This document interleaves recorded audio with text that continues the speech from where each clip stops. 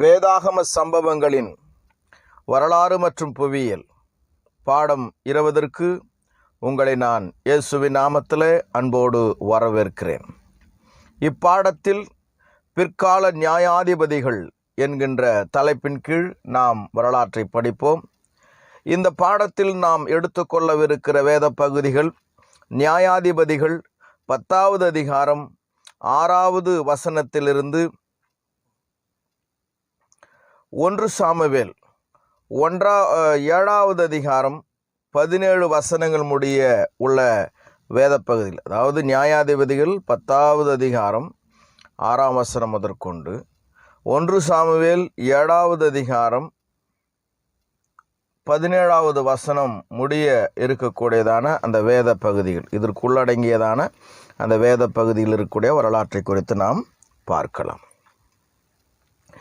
நியாயாதிபதிகள் ஒரு புதிய ஒடுக்குதலின் அலையை பற்றி சொல்கிறது. அதாவது நியாயாதிபதிகள் 10வது அதிகாரம் ஒரு ஒடுக்குதல் இஸ்ரவேல் மக்கள் மேல் வந்ததை பற்றி அது கூறுகிறது.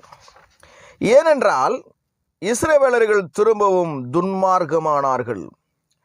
அவர்கள் சீதோனின், மோவாபின், சிரியாவின் மற்றும் அம்மோன் புத்திரரின், பெலிஸ்தீரின் தெய்வங்களை வழிபடத் துவங்கினார்கள். இம்முறை பிரச்சனை முற்றிலும் வேறுபட்ட 2 இராணுவத்திடமிருந்து எழும்பிற்று. அம்மோனியர்கள் யோர்தானின் கிழக்கே இருந்த கோத்திரத்தை தாக்கினார்கள். பெலிஸ்தியர்கள் மேற்கில் இருந்த தென் கோத்திரங்களை தாக்கினார்கள். இந்த புத்தகத்தின் எழுத்தாளர் அம்மோனியர்களுடனான யுத்தத்தை பற்றி முதலில் சொல்லுகிறார். ஆனால் யெப்தாவின் சம்பவங்களையும் சிம்சோனின் நிகழ்வுகளையும் சரியான நேரங்களில் அடுக்கி கூறுகிறார்.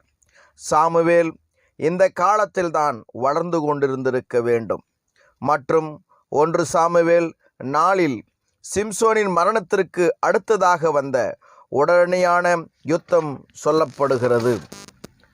யோர்தானுக்கு அப்பால் வாழ்ந்த அம்மோனியர்கள் இஸ்ரவேலரை 18 வருடங்கள் ஒடுக்கினார்கள். நியாயாதிபதிகள் 10:8 பார்க்கிறோம். சில சமயங்களில் கிளையாத் என்ற வார்த்தை யாப்போக்கு நதிக்கும் எர்முக் நதிக்கும் இடையேயான பகுதியை மட்டுமே குறிக்க பயன்படுகிறது. யோர்தானின் கிழக்கு பகுதியில் வாழ்ந்து வந்த ரூபன், காத் மற்றும் மனாசேயின் பாதி கோத்திரத்தார் இந்த நெருக்குதலுக்குள்ளானவரானவர்கள்.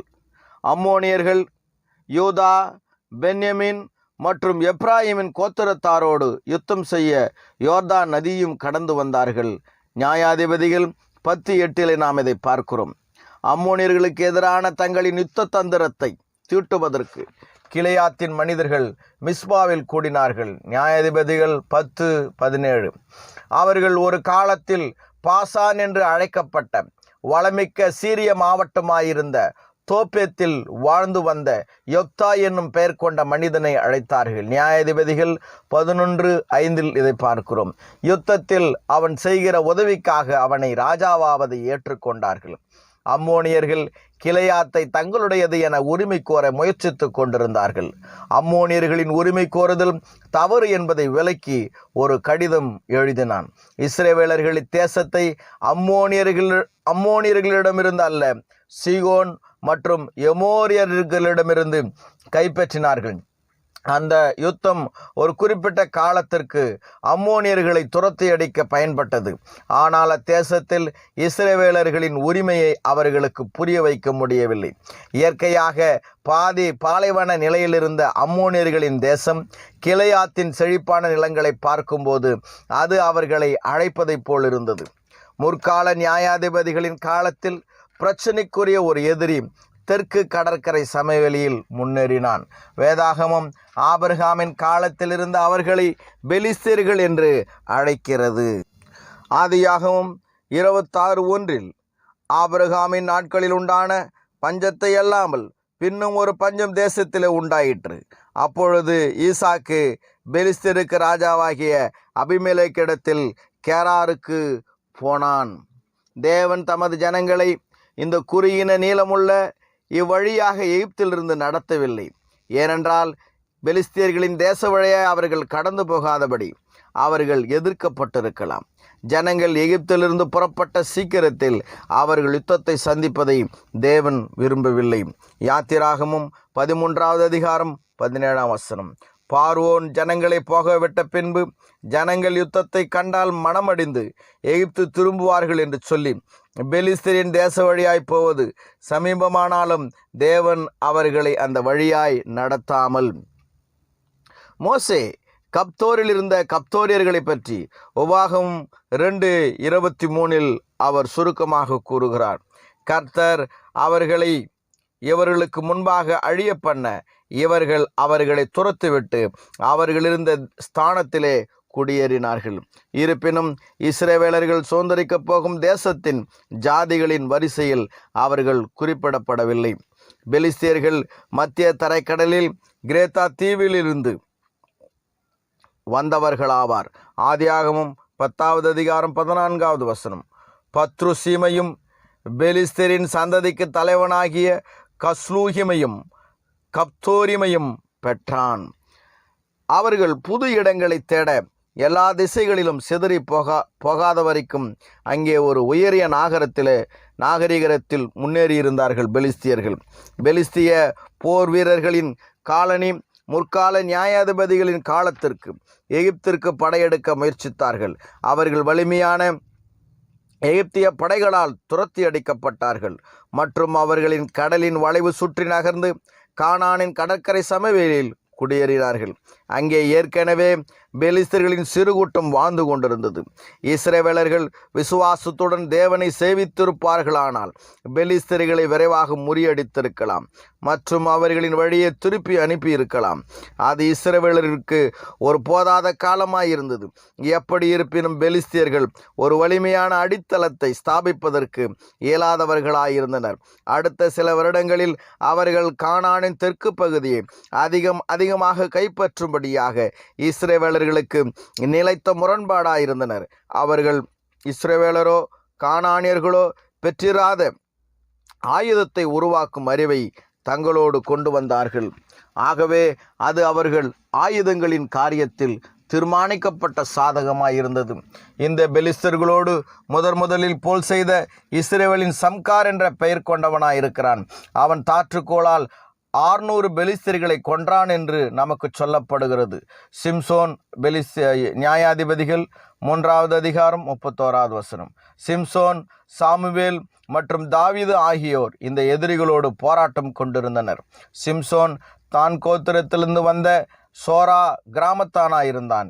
நியாயாதிபதிகள் 13:2 இதை பார்க்கிறோம். தேவன் அவனுக்கு பெலிஸ்தியர் கைகளிலிருந்து இஸ்ரவேலை விடுவிக்கத்தக்கதான அதிசயமான பலத்தை கொடுத்தார்.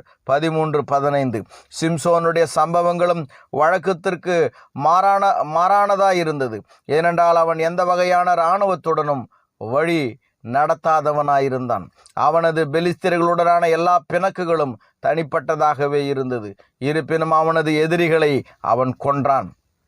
முதல் பிரச்சனை ஒரு பெலிஸ்திய பெண்ணால் திம்னாத்தில் எழும்பிற்று. நியாயாதிபதிகள் 14:1. பெலிஸ்தியர்கள் விடுகதையை விடுவித்தார்கள் மற்றும் அவன் அதற்காக கொடுப்பதற்காக பெலிஸ்தியர்களின் அரணாக இருந்த அஸ்கலோனின் 30 பெலிஸ்தியர்களை கொன்றான். நியாயாதிபதிகள் 14:19. பிறகு அவன் பெலிஸ்தியர்களின் கோதுமை வேளாண்மையை, அவர்களது திராட்சத் தோட்டம், ஒலிவத் தோட்டம் ஆகியவற்றை தீக்கொளுத்தி போட்டான்.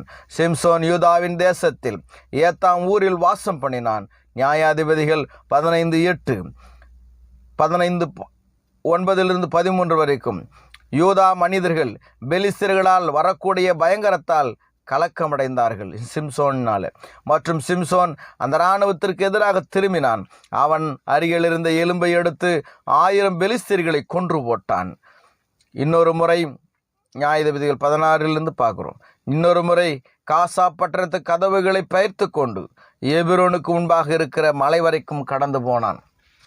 சிம்சோன் தனது வீழ்ச்சியை சோரேக்கில் உள்ள வேசியினிடத்தில், தெலிலால் என்கிற வேசியினிடத்தில் சிம்சோன் தனது வீழ்ச்சியை அடைந்தான். நியாயாதிபதிகள் 16:4 இதை பார்க்கிறோம்.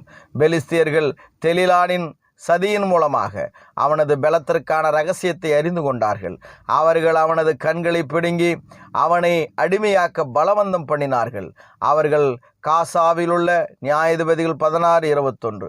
தாகோனின் கோவிலில் அவனை பரியாசம் பண்ணி கொண்டிருந்தார்கள். அப்போது தேவன் ஒரு கடைசி அளவான அவனது பலத்தை பெற அனுமதித்தார். அவன் கோயிலை தாங்கி நிற்கிற 2 தூண்களின் நடுவே பணிந்து அவனது வாழ்நாட்களில் கொன்றதை பார்க்கிலும் தனது மரணத்தில் அதிகம். சிம்சோனை பெலிஸ்தியர்கள் தாகோனின் கோவிலில் பரியாசம் பண்ணி கொண்டிருந்தார்கள். அப்பொழுது தேவன் ஒரு கடைசி அளவானது அவனது பலத்தை பெற அனுமதித்தார். அவன் கோயிலை தாங்கி நிற்க 2 தூண்களின் நடுவே பணிந்து அவனது வாழ்நாட்களில் கொன்றதை பார்க்கிலும் தனது மரணத்தில் அதிகமானோரை கொன்றான். இம்முறை தேவன் மக்களை ஒடுக்குவதில் ஆச்சரியம் ஒன்றுமில்லை.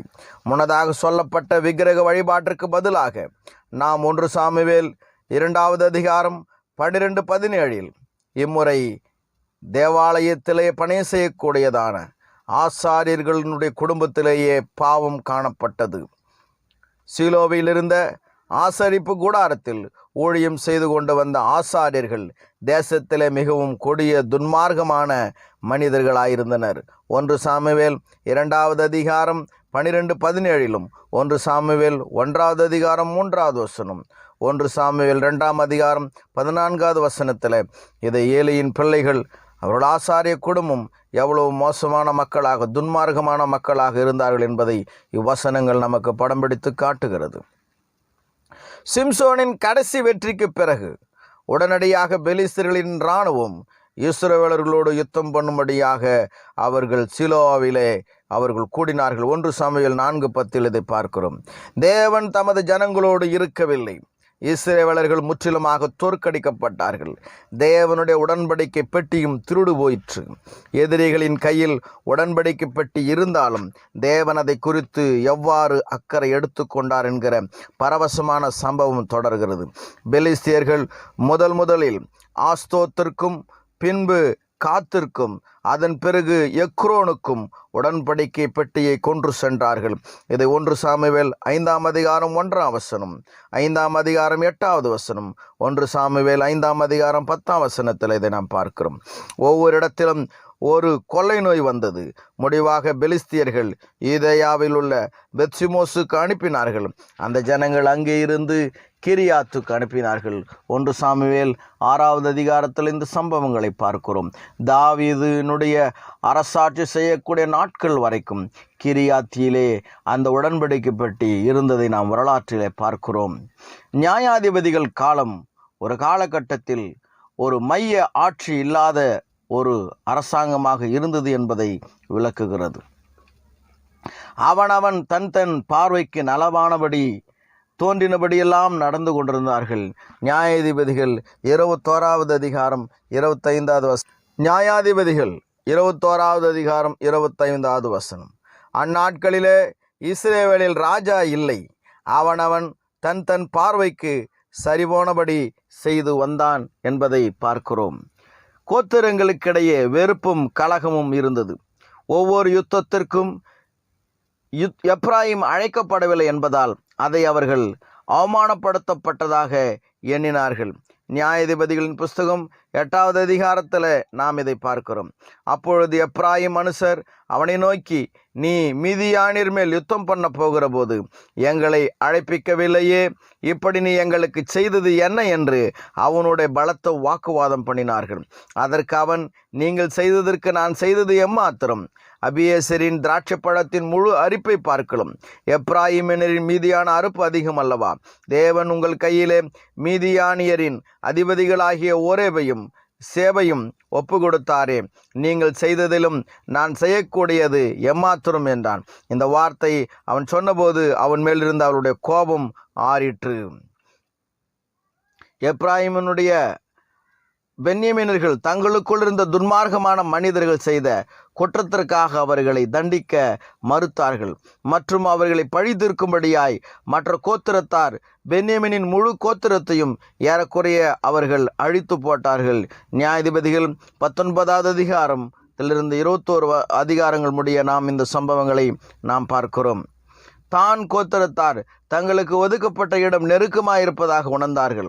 அவர்களுக்கு வழங்கும் விதமாக ஒடுக்கப்பட்ட இடத்தில் இருந்த கானானியர்களை அவர்களை துரத்துவதை சுதந்தரிப்பது தோற்று போனார்கள். இறுதியாக அதிகமான கோத்திரத்தார் வடக்காக சென்று யோர்தான் நதியின் ஆதாரத்துக்கு அருகில் இருந்த லாயிஸ் பட்டணத்தை எடுத்து கொண்டார்கள். நியாயாதிபதிகள் 18:9 நாம் இதை பார்க்கிறோம். அவர்கள் தங்கள் கோத்திரத்து தகப்பனாரை கனப்படுத்தும்படியாய் அந்த பட்டணத்திற்கு தான் என்கின்ற மறுபெயரை சூட்டினார்கள். இந்த நியாயாதிபதிகளின் நாட்களில் ஒடுக்குதலின் கலகமும் சமாதான நிலைமையும் இருந்தாலும் நீதியுள்ள மக்கள் தங்கள் வாழ்வுக்கு தக்க காரியங்களில் அமைதியாக ஈடுபட்டிருந்தார்கள். இந்த காலத்தில் வரலாற்றுக்கு பொருந்தக்கூடிய ஒரு அழகிய சம்பவத்தை உள்ளடக்கியுள்ளது. ரூத் தன் மாமியாரான நகோமியோடு மோவாபிலிருந்து பெத்லகேமுக்கு வந்த வேலைக்காரியாக இருந்தால் அவள் போவாஸ் என்பவனை மணந்து இயேசுவின் முற்சந்ததியான தாவீதின் தகப்பனான ஈசாயின் தகப்பன் ஓபேத்தையும் பெற்றெடுத்தாள். ஆகவே இந்த மோவாபிய வேலைக்கார பெண் கிறிஸ்துவினுடைய மூதாதையராக அவள் இருக்கிறாள்.